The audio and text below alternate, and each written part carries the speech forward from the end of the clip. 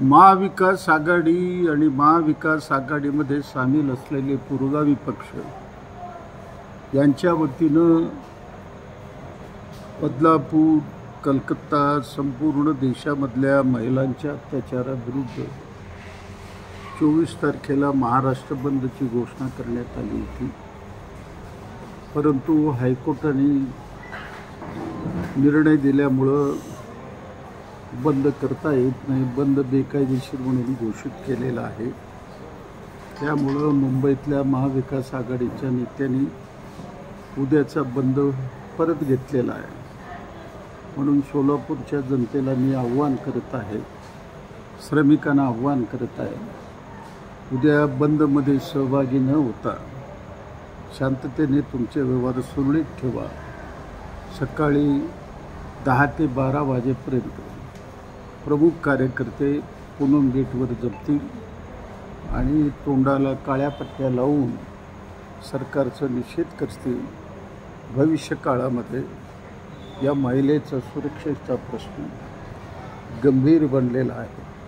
त्याला कशा पद्धतीनं संरक्षण द्यायचं याचा विचार नजीकच्या काळामध्ये आपल्याला करावं लागेल.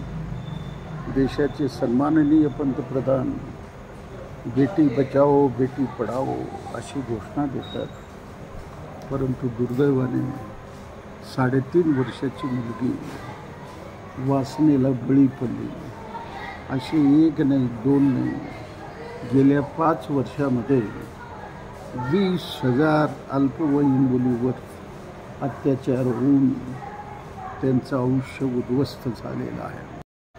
2022मध्ये सरकारने जाहीर केलं देशामध्ये 4.5 लाख लोकांवर अत्याचार होऊन मर्डर झालेले आहे. 2023मध्ये 5 लाखापर्यंत आकडा गेलेला आहे. मोदी साहेब आल्यापासून या अत्याचारामध्ये, बलात्कारामध्ये, मर्डरमध्ये दुप्पट वाढ झालेला आहे. देशाच्या दृष्टीने अत्यंत दुर्दैवाची गोष्ट आहे. म्हणून महिलांना संरक्षण देण्याकरता तमाम जनता ही जागृत असली पाहिजे, अशा पद्धतीचं अपील करत असून उद्याचा बंद, मोर्चा, बाकी सगळे कार्यक्रम आम्ही परत घेत आहे. याची नोंद श्रमिकांनी, व्यापाऱ्यांनी आणि जनतेने घ्यावी. त्याच पद्धतीनं रिक्षा बंद होणार आहे.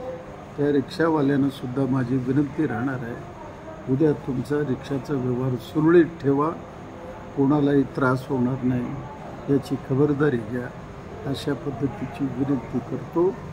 आणि या एकूण बदलापूरच्या घटनेचा मार्क्सवादी कम्युनिस्ट पक्षाच्या वतीनं तीव्र निषेध व्यक्त करतो.